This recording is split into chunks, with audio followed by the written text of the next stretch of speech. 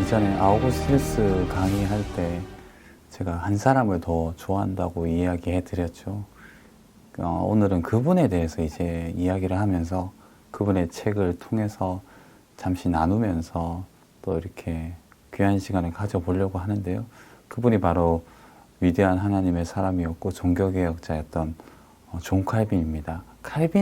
칼뱅이라고도 얘기하죠. 깔뱅이라고도 얘기하죠. 오늘 그분에 대해서 잠시 나누고 또 그분의 프랑스어 초판이 나왔는데요. 이전에 번역이 있었지만 새로 번역이 되어서 그 책을 한 절씩 조금씩 나누면서 다 읽을 수는 없으니까 너무 방대하니까 그 책을 여러분들에게 소개하면서 또 칼빈에 대해서 잠시 나누면서 귀한 시간을 가져보려고 합니다. 여러분, 칼빈은 대단한 사람이 맞습니다, 사실. 그는 평범한 존재이지는 않습니다. 그의 지성과 능력, 준비는 자신의 수명을 줄이는 만큼 한계까지 밀어붙일 대단한 노력이었죠.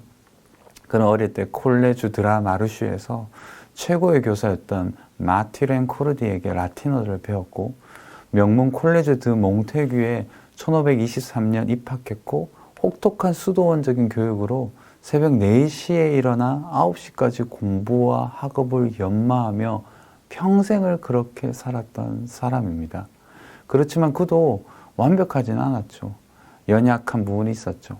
과격한 자기 감정과 절제가 부족한 자기 지성과 능력에 대한 자만심이 있었고 불완전한 정서를 가진 사람이었습니다. 이 불완전한 정서는 죽음에 대한 공포라고 말할 수 있어요. 어머니가 일찍 죽고 아버지가 일찍 또 이후에 죽고 여러 가지 죽음에 대한 공포로 프랑스에서 넘어 유럽을 또 제네바에서 쫓겨나고 또 스트라스부르크에서 또 위에 제네바에서의 삶, 이 전체가 사실 굉장히 예민했던 칼빈의 정서를 만든 환경이었다는 것은 우리가 잘 알고 있습니다. 칼빈은 파레에게서 거친 표현과 과격한 언사와 노골적인 표현을 배웠다고 볼 수 있어요. 이후 제네바에서 아주 꿈이 많고 대단한 개혁을 하지만 실패를 하죠. 그게 자신의 부족일 수도 있고 여러 가지 어느 상황이 어려움이 있었습니다. 결국 그가 스트라스부르크에 가서 부처를 통해서 3년 동안 목회와 여러 가지를 배우게 됩니다.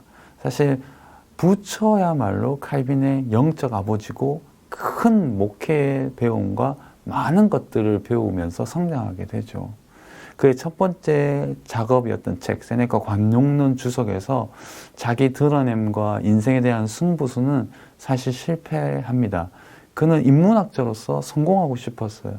세네카 관용론 주석은 인문학자라면 누구나 한 번쯤 건드리는 어떤 책이었는데 세네카라는 그 책 자체, 관용론 자체가. 그렇지만 그의 책은 결국 여러 가지 상황 속에서 실패하죠. 실패했다기보다는 어떤 자기가 생각했던 것보다는 결과가 나오지 않았어요. 이후 25세 약관의 나이에 한 번도 제대로 신학을 배우지 않은 상황 속에서도 정규적으로요. 기독교 강요를 쓴 것은 그의 지성과 준비된 능력이 얼마나 대단했는지를 보여주는 증거라고 말할 수 있습니다. 단적인 일화가요. 그가 프랑스로 넘어와서 몇 개월 동안이었을 거예요. 친구 집에 유숙하면서 그 친구 집에 있는 모든 책을 싹 다 읽고 머릿속에서 자기가 도서관을 만들어 버리죠. 대단한 지성의 능력입니다. 그를 따라갈 수 없는, 어떻게 보면 평범한 사람이 아니죠. 그런 맥락에서 보면.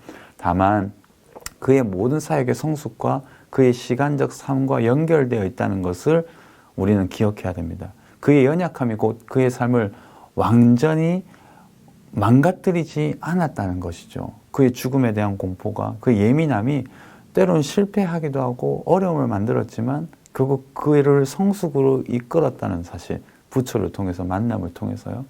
그와 더불어 아름다운 삶은 그의 신학적 성장과 더불어 빛이 납니다.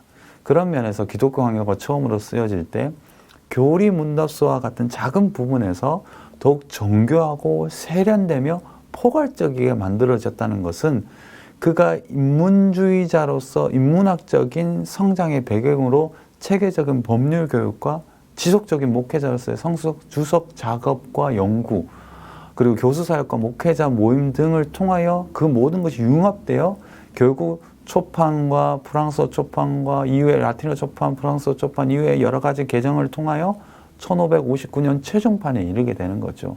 특별히 그의 신학에 큰 도움을 준 아버지와 같은 부처와 그의 체계적인 신학적 틀에 대한 고민과 완성도를 자극했던 우리가 잘 아는 독일의 교사라고 불리는 필립 멜라니톤의 신학 총론의 영향력을 우리는 꼭 기억해야 됩니다.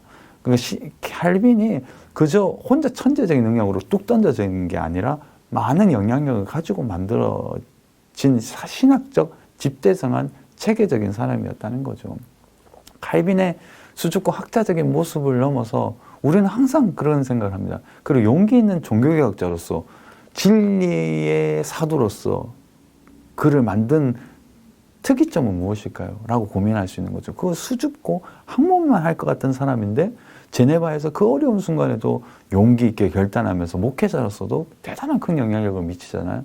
그를 참된 성숙한 그리스도인으로서 책의 사람을 넘어 목회자로서 시대를 읽고 통찰하여 변화시키는 인물로 만든 것은 그의 진지한 성향이에요. 그 진지한 학문적 성향과 죽음에 대한 숙고와 신앙적인 어떤 뚜렷한 굵직굵직한 어떤 깊은 사색은 중심에 무엇이 있었는가 하면 모든 거룩한 지혜가 하나님을 아는 지식과 자신을 아는 지식에 구성되어 있다는, 지식으로 구성되어 있다는 것을 알았던, 그리고 그것을 통합했던 사고 덕분입니다. 그래서 이것을 받아들이면서 그는 그 무거운 헌신들과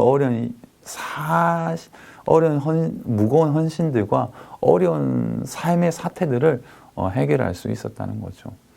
여러분, 사물과 환경을 넘어 본질을 찾으려는 몸부림은 인생을 새롭게 시작하는 발걸음에 정말 중요합니다. 그래서 기독교 인문주의는 학식 있는 경건이고 유연하고 적시성 있는 신학적 사고를 가능케 하는 학문이에요. 종교개혁자들이 다 인문주의자는 아니었지만 인문주의적 배경에서 성장했다는 것을 기억해야 됩니다.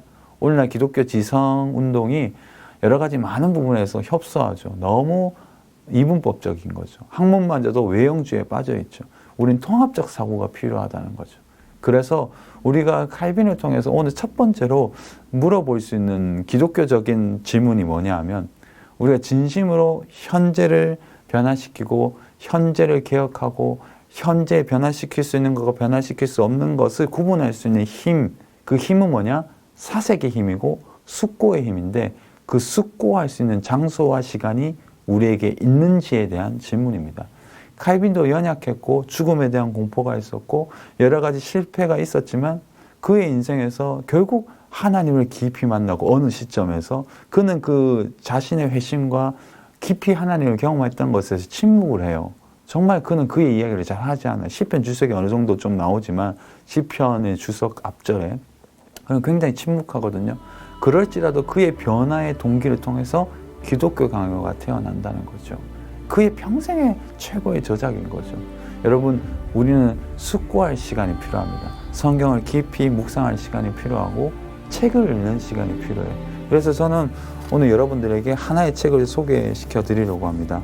최근에 나온 존 칼빈의 기독교 강요 프랑스어 초판이에요.